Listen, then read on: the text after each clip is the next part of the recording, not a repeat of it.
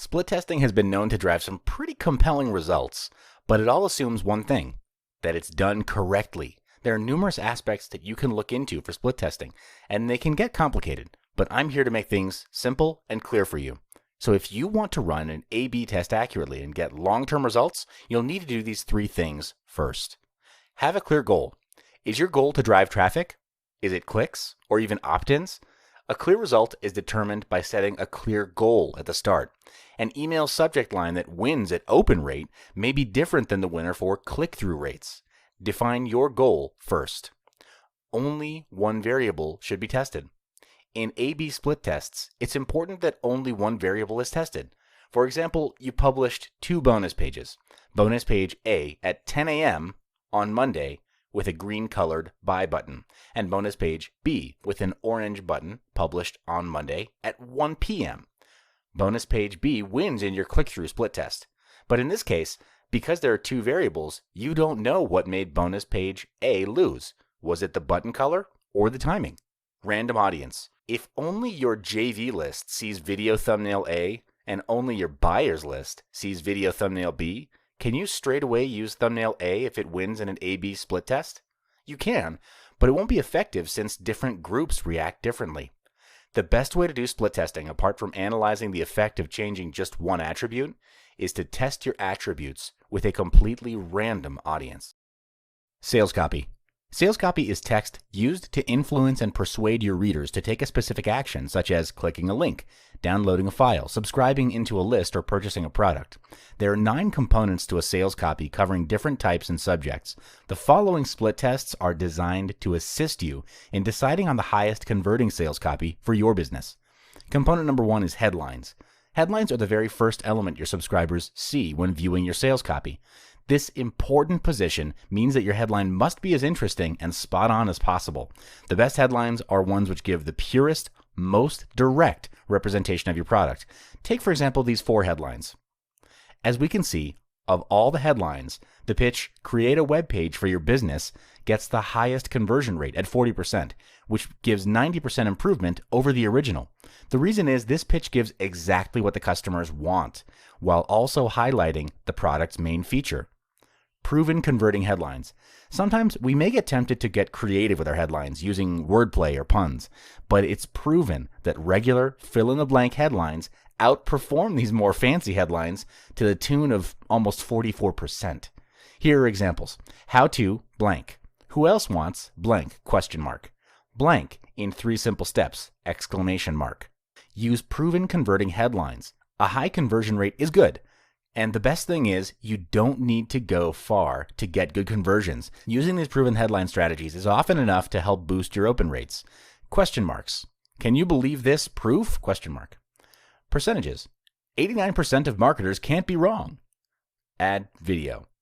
300 plus high-quality stock footages. Video. Include a free report. 7 ways to increase conversions. Or regarding. Regarding, watch me build your membership. Use personal pronouns. You need to see this right now. Subject line length. Using shorter headlines may net you higher conversions in certain cases. And when I say short, I mean around 35 characters, like the example given. The headline above greatly illustrates the main feature of the software as a cloud version of a very complex and popular graphics editing tool. However, it's worth mentioning that short headlines don't always convert well because you may risk the headline being too vague if it's too short. Some split tests report that longer headlines have almost 12% higher conversion rates than really short ones. The design. The graphical element of your sales page is a critical but overlooked part by many. As a basic rule, the graphics on your sales page should relate to the content, and your background color should contrast your headline color to make it very clear. This theory is proven with a whopping 230% boost in conversions.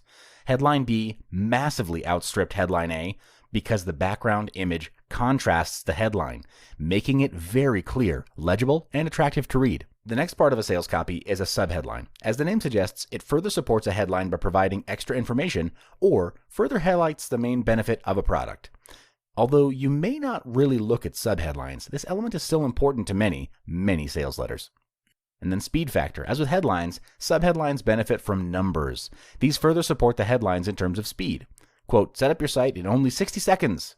or how minimal the steps are. Grab your own graphics set in just 3 steps. In this split test, it's proven that if you highlight the speed of your product, you can get a 28% increase in your conversions. Being specific. Sometimes your sales copy can see a greater conversion rate if you include a personal touch on the subheadline. In this case, the subheadline mentioned a specific case of a blog post, which grew to almost 10,000 subscribers. When this was tested, the result came back with a 21% increase in conversion. This happens because readers think that this particular subheadline refers to a real story that really happens. This further highlights the importance of telling a story in your sales letter. I highly recommend you do this. Component number 3 is introduction. When you make an introduction to your product in your sales page, you should start establishing credibility by telling a story right away. The reason behind this is you need to establish a problem and show how your product can solve it. And then identifying the problem.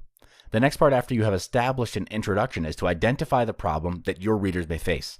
The effective way to do it is by identifying whether your customers are motivated by pain or pleasure points. By identifying these kind of points, you can answer the question, are they qualified for my product? These points have different energies that motivate people to take action differently, so you need to understand what makes your customers tick, and more importantly, what makes your customers buy. When you reach out to the readers of your sales page, touching the main points attracts a prospect's attention and focus on their problems or woes, while pleasure points paints a full picture of how your readers can achieve success when they buy your product. Contrary to the common styles, the more compelling and converting points you can employ is pain. Pain agitates your readers' needs and then opens up opportunities to position your product as the solution to their pain, much like medicine to ailments. Examples of pain points are lack of time or lack of expertise. Component number 4 is a solution to their problems. When you've elaborated on all the problems that your readers may be having, or you've sold the dream to them, they're primed to seek out a solution to the problem or dream. This usually boils down to one obvious answer: a product. When you give your product as a solution to their problem, you're also putting your product into the limelight. Product image. When introducing your products, use images that are consistent with what you're offering to your customers. Professionally done images will see a boost in sales conversions by as much as 145%. Here's a good example. The reason you must use professionally done images is that they make your sales page look credible. It creates trust with your readers and provides a better insight than words. So remember to level up your images so your readers will be more likely to buy from you. My product is the solution. When talking about your product, you want readers to agree that only your product will solve their problems. This is achieved by telling them what your product can offer them and how it can be useful to them. If you can convince them, you will most likely get conversions. Examples are, with your permission, I'd like to introduce blank. Announcing blank. Without further ado, I present to you blank. Component number 5 is features versus benefits. Your readers will always have this question in their heads. What's in it for me? Or I like to say that your customers are tuned in to the station, WIIFM. If your sales copy answers this golden question completely, you have a much higher chance of converting your readers to buyers or loyal followers in the future. I highly recommend you focus on your product's benefits to your readers because it answers the WIIFM question effectively, clearly, and easily. Big companies often list out the benefits of their products to their consumers, so it's high time you did too. Adding a story element. When writing a sales copy, you're also doing another equally important thing, telling a story. So why do I mention stories when you simply want to create a copy that sells? Well, here's the reason. People are easily turned off by straight-up promotional copies, which only try to sell them. Story-driven copy engages and hooks your readers from the beginning to the end. They have these things in common. They're benefit-focused, specific, curiosity-driven, and emotion-oriented. And it has the stats to prove it. Digital Marketer shows that emotion-oriented copy increases conversions by 17.9%. This copy uses humor to provoke an emotional response. It's clever and it makes people laugh. Readers were able to relate to the problem as presented in the advertisement, and the copy left an impression on readers that made the product desirable. Component number 6 is testimonials. Your testimonial page is a platform to tell your readers that this product has real benefits and it's impacted them in a positive way. Testimonials are a strong tool for establishing trust and encouraging potential buyers to take action. Another component you can consider adding into your sales copy is social proof. Why? In building a story-driven copy, social proof shows that this product has given impact to real people who are in similar situations. It serves as real, tangible results that show readers that they can achieve the results as promised by your product. Adding success stories into your order form boosts conversions by up to 33%. Simply slapping testimonials anywhere you want on your page will hurt the flow of the story and will probably make your copy incoherent. So placement is important. Sometimes breaking up testimonials into sections as seen below can increase sales by 64.53%. Visitors can read the testimonials when they're placed above the call to action. However, when grouped together, readers wouldn't have been able to see them if they didn't scroll down the page. Component number 7 is handling objections. In sales copy, you do this by addressing your readers' concerns about your product or service in order to create technical, organizational, or personal buy-in. It's also worth remembering that you're still selling at this stage. Guarantee. So why do so many product vendors give out guarantees to the buyers? Well, guarantees are one of the best and most impactful marketing statements you can make. Guarantees help build customer loyalty and also lead to outstanding feedback. Guarantees like 100% satisfaction guaranteed or it's your money back helps to build trust and build relationships with your potential customers. Another high converting tactic you can employ is to back your offer up with a full 30-day risk-free trial. This implies to your readers that you're a trusted company. Trust symbol. This is also a great way to increase conversions with guarantees. If you can replace your guarantee with a trust symbol, it will boost conversions by up to 107%. This is one of the reputation and rapport building elements you can consider putting into your sales copy. The reason is customers want to know that your products are of a premium quality. Trust symbols also prioritize authenticity over low prices, so it's worth showing them. And then bonuses. If you only consider bonuses as an afterthought to your marketing campaigns, you're really leaving money on the table. For example, if you're selling a course on transforming anyone into a highly paid copywriter, for example, why not also include a sales closing script that customers can use while talking to business prospects? This tactic is not without basis. Customers are willing to pay for an offer that hits home with what they're already looking for, rather than a freebie that kind of isn't. Component number 8 is a call to action, of course. After the storytelling, proof presentation, and handling objections, what do you do next? This part is where it gets really direct. You straight away tell your readers to buy your product now. This is achieved by an element called the call sales video. These days, virtually every sales page will have a sales video headlining it.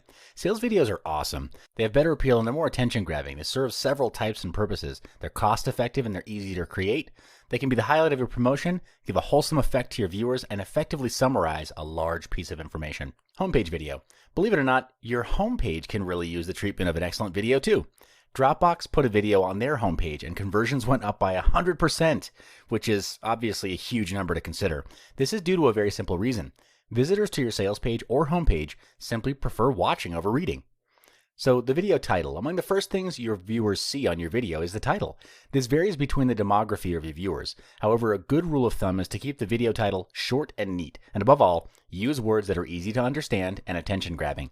You may be tempted to get fancy with your titles, but more often than not, clarity wins. Examples are The Secret of Creating Your Own Sales Funnel, 2 Quick and Easy Ways to Start Selling Online, or Edmund Lowe's Business Model Made Easy. Thumbnail image. Whatever else that may be said, people do judge a book by its cover. Before viewing a video, your thumbnail is the main thing that attracts your viewers' eyes at this point. A good video thumbnail will carry the subject of the video content well, compel the viewer to click through to the video, differentiate your brand from others, and be optimized for any device.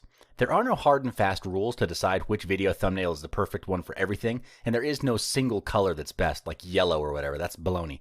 But a well-made video thumbnail will always get a nod from your viewers. Video headline. How many times have you seen a headline to a video and just closed it because it sounds bad and childish? If you do that, you should know that the headline plays an important role in deciding if the video will be watched or not. Here are some good examples. Businesses grow faster online. Online advertising that works. Get found faster. Create a web page for your business. Headlines have the potential to increase conversions of your viewers by up to 90%, so it's very beneficial for you to give this a lot of attention. Agitating the problem. You've stated your problems and have captivated your viewers, so they're looking for more. So what do you do next? The next best thing to do here is position yourself in their shoes and explain to them that you understand fully the problem and how it feels to them. Doing this has been shown to increase viewership and conversions because it helps your viewers relate to your video because they feel like you relate to them, and they'll watch on, expecting a solution. At this stage, they may not be making a beeline to the buy button, but sooner or later, they will. The solution. The process of selling the dream is part and parcel of your video promotion. This is because you've agitated your viewers' problems. If you do it right, at this point, they're simply begging to see a solution to their troubles. The next step for you is to introduce your product. This way you can increase conversions because you're telling your viewers that they don't need to look far when the solution is right in front of their eyes. Handling objections. This is important, and this element is called tending to your viewers' objections. Tending to objections works well to convert viewers because this implies that you already know what your viewers will have doubts about and that you're here to clear them up. Keep in mind that these questions will always be in your viewers' minds. For example, will this product work for me? Will it need a lot of money and energy? Will I need to learn something new? How long will that take? Will it do what it guarantees to do? Is it worth the price? Who has it helped up till now? Other tools you can use to further handle objections are testimonials and a money-back guarantee. Testimonials help your objection handling because they give proof that other users with similar problems have benefited from your product. A money-back guarantee also works in establishing good product quality and gives your customers peace of mind that they can return the product if it doesn't solve their problem or they're not satisfied. Scarcity. If you're launching a new product or course and the number of seats or available copies is limited, let your viewers know. If the price will go up or the bonuses are for a limited time, tell them. Scarcity works well in terms of conversions because your viewers see things in limited numbers as more valuable and will decide sooner. However, I advise that you be honest in this part. Don't go saying the fire sale will only be for 3 days and still have it around on day 4. Hurting your reputation is the last thing you want here, so keep your word. Call to action. One of the last and most important steps to include in any video is a video call to action. This is where you close the deal and prompt your viewer to actually do something. It's the virtual equivalent to a closing handshake. That said, if you end the video with a suitable and powerful call to action, your conversion rates will get a huge boost. So how do you do this? Vidyard has done some research and has put together these high converting tactics. Ask a question. Invite viewers to join in with your brand's social channels. Enter to win. A simple giveaway on your website or social channel is an easy way to generate response and interaction with your brand. Votes. Ask viewers to vote on something that they care about with a simple poll. Free trials. Include a free trial of your product to allow your subscribers to take it for a test drive. Sign up for a webinar. The call to action to include at the end of your video, if you frequently give webinars, is to highlight key features of your product or service. Fill out a short form. The most direct and simple way of a CTA. Restrict the number of form fields to only those that matter most so people won't neglect the form or be afraid of a lengthy process. Now, CTAs are not limited to the ones on your video. You can also direct readers to the written sales copy beneath your video to get positive results. Visual Website Optimizer found that if they changed their direct Get Instant Access call to action button to Watch the Video button, conversions rose to 15.3% compared to the direct call to action, which only had about 11.9%. Landing page videos. Landing pages should not be boring pages that simply ask your subscribers to sign in or get a free download. There's no harm in including videos here, and it will do your landing pages good also. A video on your landing page is an excellent addition because it provides a passive engagement medium where visitors can experience your message with very little effort. Conversion rates can also go up to 80% by just adding a video here. Video position is important also. Your videos may be of great quality and have storytelling and content, but all that effort into making your videos watchable will be wasted if it's just slapped on your page without careful consideration of the positioning. Your videos should have a prominent place on your page to capture as many viewers as possible. Simply put, your videos should be the most noticeable element on your page. Therefore, the best place to put your video is above the fold. Again, your readers prefer to watch rather than read. Autoplay. Videos have a certain amount of control over your viewers. That said, a click-to-play video decreases the control you have over your message. If your visitor has to click on a video to play it, the chances are the viewer will never see it. Setting the video on autoplay without audio, like Facebook and YouTube does, is enough to attract your viewers to see the video and ultimately increase conversions. This is a rule of thumb, making it work on general occasions. However, if you notice that your viewers go away from your page due to the video autoplaying, obviously turn it off. Video controls. With sales videos, it's essential to control the message. It's not advisable for you to give control to your viewer to skip forward in the video or move back to replay something, as it disrupts the flow of the message and ruins the buildup of your CTA. Further, if you disable the controls, it will not appear in the video, making it more clean looking, so your viewer will appreciate this omission by having more focus on the video itself. Use short and entertaining videos. Your viewers lose their focus on the video after some time. However, it's clear that many advertisers are making their videos too long. I strongly advise that your videos should not be too long, as it will make the video boring and just full of fluff. A shorter video has been shown to increase viewership and make the video more entertaining to watch and increase the conversion. Wistia found that only 60% of viewers stay until the end for 4 to 5 minute long videos, while 75% stay until the end of a 1 to 2 minute long video. Voiceovers. Voiceovers are one of the essential parts of a good video. However, you'll never get the viewership and conversion you dream of by simply speaking into a microphone without any structure or even a proper voiceover talent. For US viewers, voiceovers with British accents have a higher advantage to capture the audience. This is possibly because the British accent sounds more formal and trusted to a US citizen. But this is not the case with Eastern audiences, as they see the American accent to be of higher class. Informational versus sales videos. Some of your buyers react best to videos that explicitly tell them what to do, like clicking the buy now button or acting now without feeling like they're being sold to. For internet marketing videos, this direct tone works best to gain conversions because of the direct and concise nature of the market. Other markets like personal development have a strikingly different approach in the tone of the video. They need to be informed that they need this product as opposed to choosing for themselves. And of course, fonts matter. I'll make this statement simple. Fonts do matter, even in your videos. If possible, always stick to sans serif fonts because they increase readability of your message and result in higher conversions. While it may seem insignificant, we've seen up to 30% higher conversion rates just by changing the font to sans serif. For those of you not familiar with this term, serif are the little feet or fletchings at the base and ends of the letters. In certain cases like videos, these little additions impede the clarity of the words and can interfere with your viewers' comfort. Hey, welcome back. Let's talk about webinars. So why webinars? They have many important and powerful functions in any marketing effort. A fairly recent survey from QuickSprout found that just over 60% of content marketers are incorporating webinars into their marketing strategies, at least occasionally. In essence, a webinar is great for the modern marketer because they're convenient and they establish credibility. Webinars have huge applications on training and education. They create brand awareness and they have impressive consumer reach. The first component of an effective webinar is attraction. This component serves to plan and attract people to your webinar and helps increase conversions. When using the attraction factor, the first thing you should do is profile your audience who suit your topic and value delivery by identifying which industry, market, or type of viewer will benefit from this topic before delivering your content.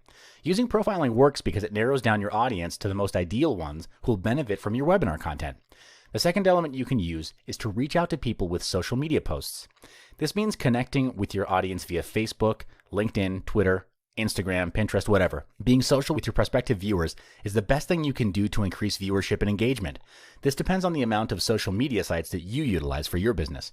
The one with the most engagements should be your main focus. The next thing to consider is the placement of webinar ads on your website.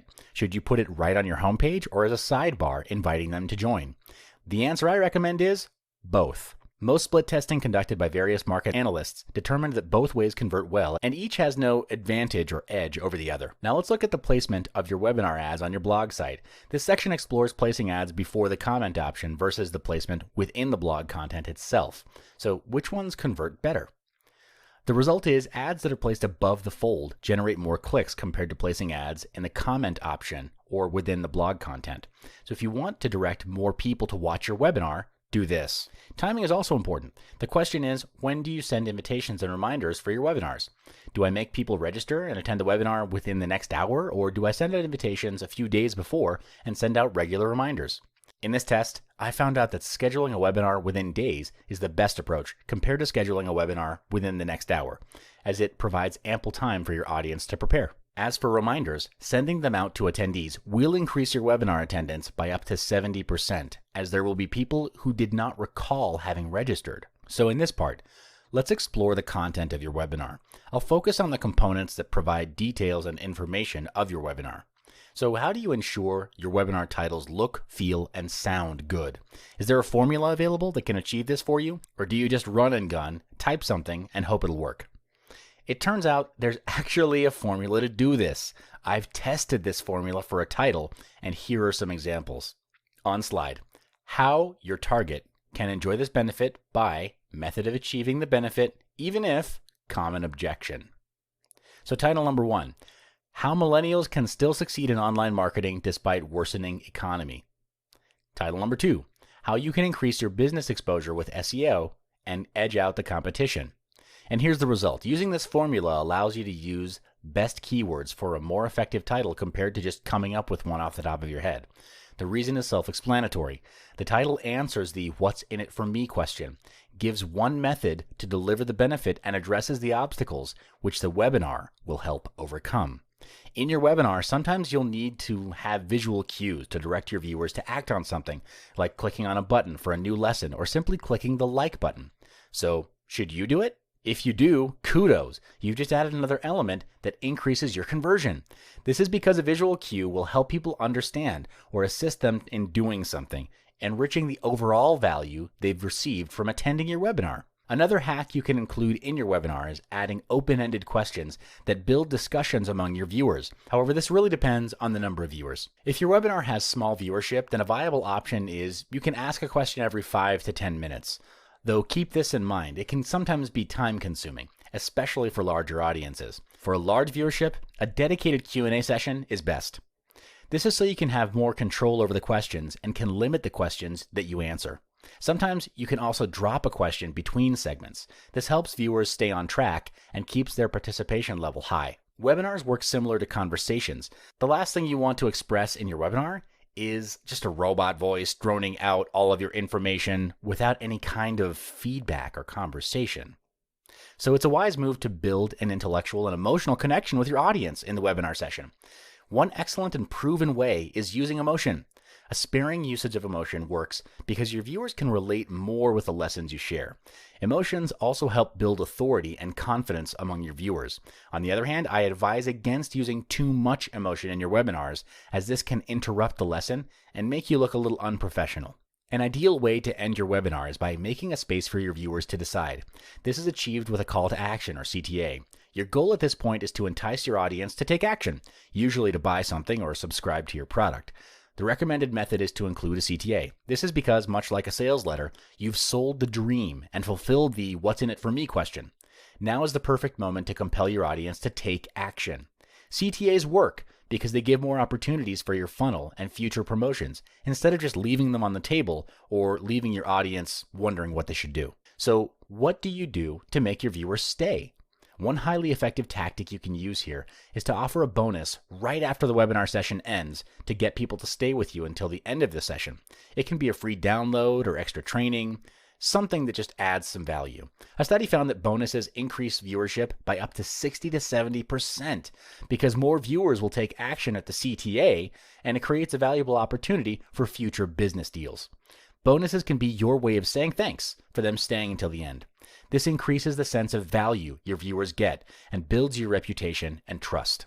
Your viewers like variety in your webinar. What you can do is develop a variety of slide formats to maintain their interest. And it works. Having a variety of points, graphs, quotes, or even just a simple picture is a great way to keep the visual and mental direction of your webinar interesting. The inclusion of graphical cues also keeps your viewers engaged longer. Now, follow up, nurture, and ascend. These 3 words have great importance for the future of your business, and it applies to your webinars too. What should you do after they've ended? Do you just say goodbye or take this opportunity to engage your audience further? After your webinar has ended, you should include ways to further the relationship. A survey right after the webinar is a great tool to gauge what your audience wants from you next. In surveys, I've found that open-ended questions work best because it gives a place for your viewers to give their opinions or feedback. This opens new opportunities for you to explore the possibilities and improve your future webinar sessions. However, you can also include closed-ended questions like ratings or yes or no questions to generate measurable data from your audience. Another great method to build trust and boost conversion is to send a series of follow-up emails with valuable information. By doing this, you'll send a message to your audience that you care for them, you'd like to keep in touch, and you imply to your audience that they matter to you. Welcome back. Let's talk about emails. Emails are the bread and butter for many, if not all, marketers and business owners. One of the easiest and most effective ways to send email is using autoresponder services like Aweber or GetResponse. Email campaigns and newsletters are an excellent way to get continuous business, as well as new business growing on your list. Another plus point is you'll be most likely sending them to your qualified list or people who want to receive information from you, while also looking out for new customers. With that said, it's critically essential that you do split testing on your emails. But as split testing is far from cheap or financially achievable for many, I'm here to share with you the hacks for better emails in your marketing. Before you start, there are best practices you can take a look at. Always test simultaneously to reduce the chance your results will be skewed by time-based factors. Test as large a sample as you can for more accurate results, and listen to the empirical data you collect, not your gut instinct. Use the tools available to you for quicker and easier A/B testing. Test early and test often for the best results. Test only one variable at a time for best results. If you want to test more than one, look into multivariate testing instead of A/B type testing. Email titles. The first thing that your list will see in their inbox when you send your email is the subject line. So it literally pays for your title to be clear, compact, and personalized. Title clarity. The first element of your email subject line is its clarity. In short, you should write titles that are clear and understandable, not vague or misleading. Consider these two email titles and guess which one converts better. If you guess the second one, well, you're right, as the title clearly describes what you can get with this product. Sending out emails with clear titles creates rapport, signifies that you're an honest marketer, and ultimately increase open rates and conversions. Email title compactness. The second element is that your email subject lines should be compact. This needs to be a consideration as there is limited space for email titles to appear in your list's inbox. According to Campaign Monitor, your subject line should be optimized to be somewhere between 41 to 70 characters. This is because the number of characters that appear on screens across common devices range from about 40 to 73. Personalization. Along with clarity and compactness for your titles, another important converting element is its personalization. This is where your email subject lines become personal with your readers. Here I'll show you one of the simplest ways you can do personalized email subject lines. By using simple words like you, me, we, or our. Experian has found that by simply doing this, your open rates can be increased by 29 to 41% higher than emails without any personalization. I can talk all day about how you should write your subject lines, but which type of subject line should you write in the first place? Here, I have the top 5 subject lines that convert best. Questions. These are excellent for subject lines because they get the reader to think about how the subject matter relates to their daily lives. The best question resonates with the reader's experience while creating a sense of curiosity. Here are some examples. Do you need $1,000 by month's end? Do you wake up stressed or excited? Questions work because your readers will want to know whether their experiences are similar to others, which comes in handy when creating curiosity.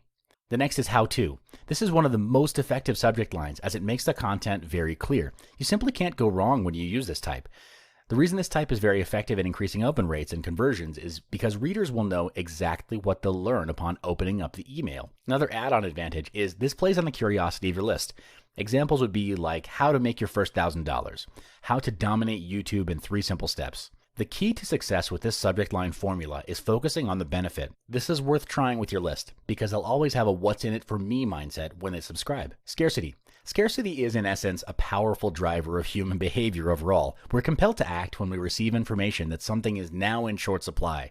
This angle is great for you to use in your email subject lines. For example, only 48 hours left to get Avatar Genie Pro. Only 3 seats remaining, your chance to see Edmund Lowe in person. However, it's worth mentioning that you must let your list know of your product's importance so that they're compelled to make a decision. If not, they'll simply ignore your email. This is my favorite type of email subject line, numbers. It can be used to set people's expectations about what I'm about to tell them and provide a tease to my email content. And it really works. Campaign Monitor has tested subject lines with numbers, and they outperformed ones without numbers by up to 57% in email open rate. So if possible, always include numbers in your subject lines. Grow your fan base in just 3 steps. Establish a full-scale business in just 7 days. Your 1660 bonuses for my new software. Remember that if the number relates to the commitment your list needs to give, steps, how long, well, to keep the number low, 3 steps, 7 days, 60 seconds flat. If it's related to value, give generous numbers like $1,000 in 30 days. Personalized subject lines. Like I mentioned before, it's always good to add a personal touch to your marketing because it builds a connection to your readers, establishing sincerity. In fact, using the recipient's first name in your subject line increases the chance of email being opened by 14.68%. This can be combined with other angles like, John, do you wake up stressed or excited? Ken, here's how to make your first $1,000. Dominic, you have only 48 hours left to get Avatar Genie Pro. This works because your readers feel like you're speaking to them. They'll feel appreciated by this gesture and will reward you with open rates and conversions. Now, email content. After the email subject line, the next part you should look at is the email content. In essence, the content of your email is where you'll tell the story to your readers. That's because the best emails tell stories that enable readers to relate it to their life. Opening lines that convert. Many times when we see opening lines, they're greetings like, "Hi," or "Hey, it's Edmund here." Using this is known to establish the email sender is friendly and also signifies that there's an actual person writing the email. I'll show you 3 more engaging ways of opening emails than the standard name and company introduction. Did you know? The first is, did you know that? This is known to be effective because starting your email with a thought-provoking statistic that relates to your readers' issues encourages them to read more and possibly turn into a buyer. Question. Asking questions at the start of your email is a great way to get your readers curious. They'll wonder if there's an answer to it further in the email, and if the question hits home, the chances of it converting will be higher. One example is getting $1,000 income in 7 days possible? Scarcity. A scarcity opening line usually follows a scarcity angled subject line. The main function of this is to elaborate more on the limited availability of whatever you're promoting at the time, and details like only 3 seats left or limited time discount. Storytelling. Stories are a basic foundation of communication. So what makes an email with a story so attractive to your readers? Storytelling stirs emotions. It's personal, simple, and it's shareable. This is why marketers use storytelling. It invokes a sense of relation to their lists as it's a very relatable context for your product. Putting a story into your marketing emails can really help with the conversions. Companies like Jack Daniels, Uber, and American Express are using stories. So why aren't you? Problem statements. The main goal of marketing a product is solving a problem. The most effective style of stating problems is to give problems which your readers have noticed before, but need to be solved. For example, are you still struggling day to day with your financials, even though you feel you earn enough? Are you still feeling that your products don't perform well, even though you regularly create products and regularly market them? By stating these problems in your email, you can get your readers to say, "Why didn't I think of that?" It gives them a eureka moment, which can be the gateway for them to convert. Introducing a product. After you've stated the problems that your readers may be having if they don't have your product, you've now primed them to seek out a solution for their previously unseen problems. If this isn't exploited, you'll miss a huge opportunity to introduce your product. By introducing your product in your email, you'll have greatly reduced the amount of effort your readers need to put in to find their solution. In other words, it's right here in the email. There's no need to seek elsewhere. This realization can increase conversions and increase the sales of your product. Features and benefits. As the saying goes, features tell, benefits sell. This is very true to emails too, because they, like sales letters and videos, act as a promotional tool from a different light. According to case studies conducted by Wishpond, if you include benefits, and features too, inside your email, the conversion rates can go up to 65% because benefits give experiences to your readers, an edge that features don't really have. Examples of benefits are: creates amazing graphics in just 20 seconds, sets up a fully working sales funnel in just 4 clicks, speeds up your content creation time by up to 75%. Email tone. Tone of voice also exists in emails, not just spoken words. This is where things get trickier as there's no element of speech in an email. What I'm about to share here is the negative and positive tone. Usually emails are written in a very positive tone to give the product a good light, but that's not always the case. It's true that positive tone can convert well. Emails with a negative tone can shock and surprise people. This deviation from the norm is called pattern interrupt, a technique used by established marketers to great success. Email angles. You don't simply send a single email and hope it'll do all the work for you and bring you cash overnight. You need some finesse in this department. The best tactic to do here is play the angles. There are many, many angles you can use for your emails, but I'll show you just my favorite 3. The pre-launch angle. This email is sent a few days to 24 hours before the actual product launch. It's usually short and simple with only a few sentences announcing that a product will be launched soon. This type of email is known to be highly converting because it creates excitement to your readers and makes them ready to do some buying or pre-orders. Hard and soft sell angle. A hard sell email is a type of email which uses direct selling language. A hard sell is designed to get your readers to buy right now. This is proven to work well with readers who are ready to buy and aren't deliberating anymore. A soft sell email builds a relationship, context, and tells a story first before selling. These emails find passive ways to show them that you have solutions they need. According to a study released by New Century Media, consumers were 30% more willing to buy a product through non-direct advertising rather than media advertising. This is because the readers feel that the email is more personal and the tone is more acceptable than a hard sell. And then the scarcity angle. This angle is most popular as the last email sent in a marketing campaign. The typical content usually has this element. There's only limited time to get product X. This type of email works well and converts highly because it motivates readers to take action now. The reason behind this is scarcity increases the value of something when it only has limited quantities. Send time. Timing is important when sending emails. This really depends on the type of product you're promoting. For example, you'll never get the open and click-through rates you hope for if you promote Christmas-related products in March. However, there are some basic guidelines you can follow regarding the timing.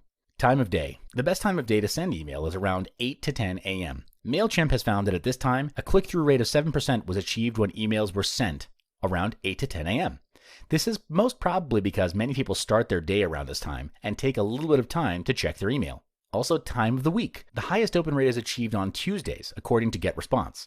The percentage was recorded at 19.9%. They also recorded that the highest click-through rate is 4.9% on Fridays. The click-through rate achieved that level probably because emails get higher engagement levels on the weekend. Every marketing email will have a call to action or CTA inside. A CTA is the image or inline text that prompts your readers to take action. In plain text emails, a CTA can simply be a line of text with a hyperlink, while others use an image or a button. A CTA is a crucial part of an email since it provides a cue to your readers that it's time to act. So here are some proven converting CTAs. URL versus line of text with hyperlinks. Usually, with plain text emails, the CTA is a simple line of text. It's highly recommended that you use a text link with a hyperlink instead of the direct URL, because not many people will understand that. When they see a hyperlinked text, they understand the message that this is a place to click to find out more about your product. And of course, the number of CTAs. I found that the best number of CTAs in an email is only 2, with 3 CTAs being the outside maximum. The first CTA should be seen right away, above the fold, while the second one serves as a reminder to take action now. Longer emails may require 3 CTAs so that readers have the button nearby when they do decide to click through. Any more than 3 CTAs, though, is not recommended because it makes the email seem desperate for clicks and it drives your readers away. Okay, so let's talk about Facebook ads. Right now, with 1.8 billion users, Facebook is simply too big to ignore. And the way to reach them with your promotions is Facebook ads or FB ads. With such a huge platform, Facebook ads is the way to go right now because it gives you a highly scalable content promotion platform. You can target your prospects and rake in more conversions with its incredibly powerful remarketing feature. I'll share with you hacks which increase your marketing power on Facebook ads. First up, when redirecting your prospects to your promo pages or other sites, do you simply put in a website URL or turn a line of text into a hyperlink? Results show, as mentioned before, that hyperlinks convert better than web addresses. The reason is your prospects can be redirected to the website with just a click rather than having to type out the entire web address just to go to the website. The second part of this module focuses on ad positioning. This test finds out if your ad converts better when they appear at the right column versus the news feed. The result is your ads convert better when they appear on the news feed rather than the right column of Facebook.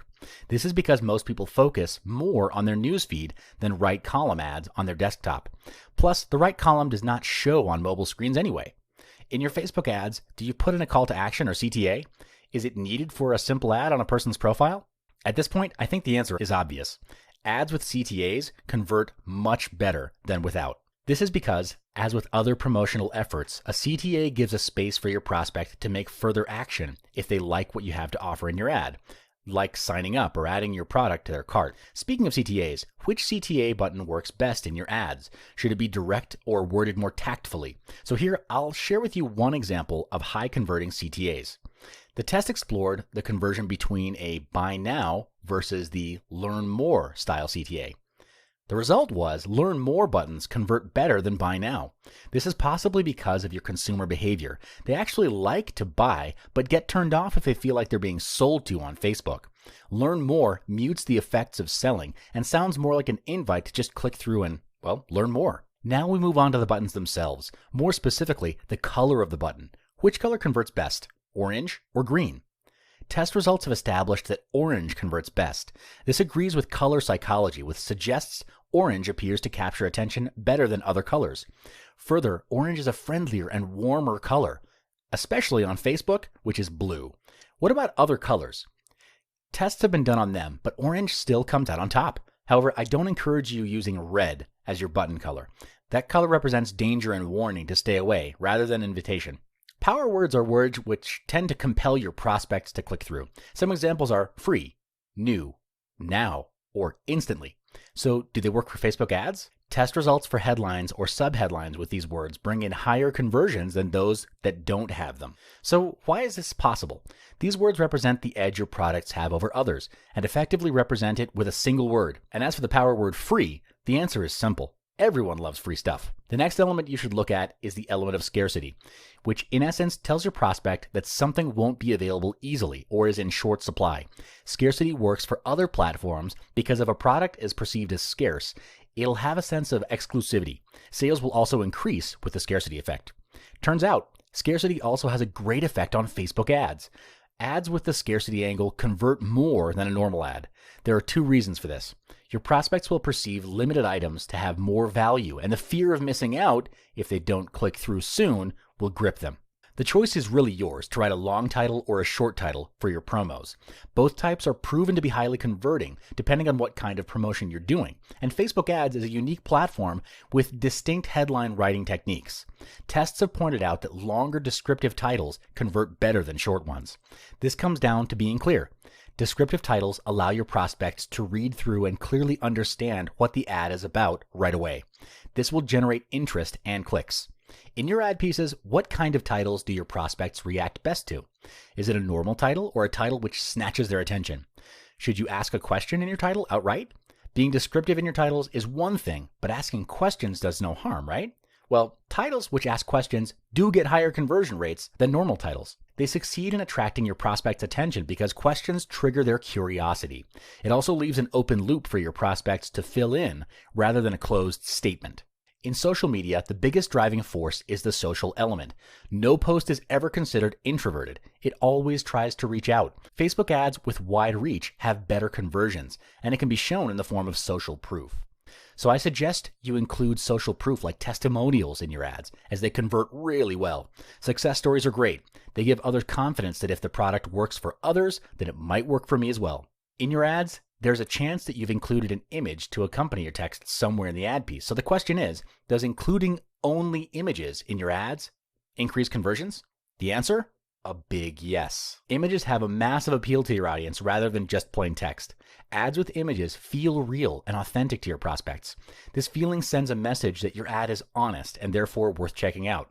Images increase click-through by 94% and only take an amazing 13 milliseconds to understand. Plus, images, especially for your products, are 67% more important to consumers than detailed information, descriptions, and customer ratings.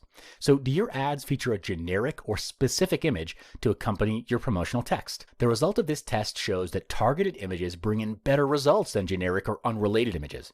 A specific image strengthens the ad's clarity, allowing your prospects to have a better idea of what you're advertising. So what about the number of images? Does a single image work better than multiple ones? The answer is images which are arranged in a slider form convert higher than single image ads. Multiple related images make the visual element of the ads strong and spot on. Imagine a very interesting gallery. That's where your prospects will flock.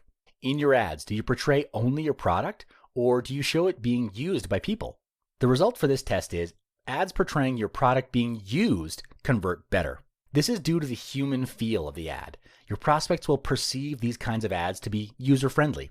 However, if you can't actually show your product in use, you can use pictures of satisfied customers. It works wonders as the image can cut bounce rates by 27% and increase sales completions by 36% when tested on landing pages. How about videos? Are they effective in your Facebook ads compared to images? Tests found that video ads convert better than standard ads because videos can compress more information in shorter spans of time, and the end result is more interesting to your viewers. Consider this. 85% of Facebook videos are viewed because dynamic visual elements attract and interest your prospects more than static ones.